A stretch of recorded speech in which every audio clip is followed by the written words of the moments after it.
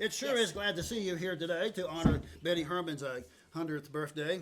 Do you have any stories to tell about her? Yeah, and I know that Miss Betty has touched about everybody here and done special things behind the scenes. And there was a time when I was working in town and I'd come home and do my bottle cabs and just seemed like there was no time. And I pulled in the back of my house that night and there's tea towels hanging on my line. And I'm like, how did those tea towels get on my line? Well, Miss Betty had visited my house and had did all my dishes for me.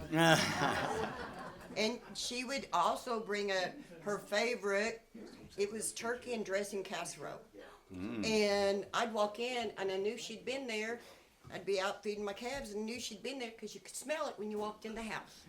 And she would just do stuff like that. And she's just special.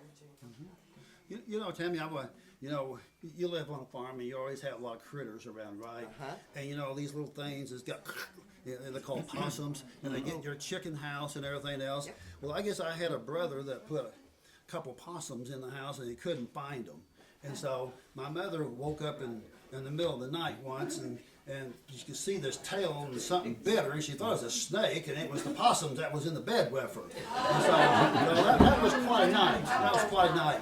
And then she tells about the possums they used to eat. They grew up in the Depression years, and they would put possums on the top shelf, and then have the drippings come down on the potatoes, and they would fight to get their chance for their fair share of the possum with 8 other siblings, and so they was just glad to have anything. And you know what, Miss Tammy, you've raised a lot of kids in your time, and you've seen some really hard times, and I would not want this group to be deprived of some good old possum stew today. So here is what I have for you. I got this live possum. Back to you. I got this live possum in here.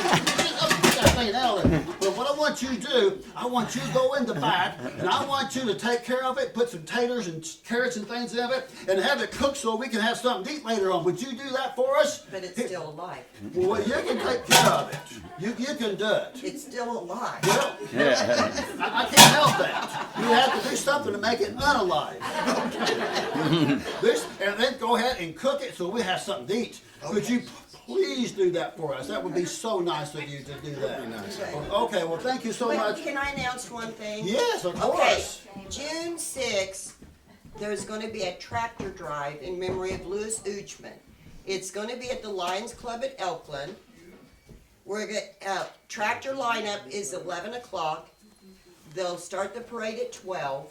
When the parade ends, we'll have a supper.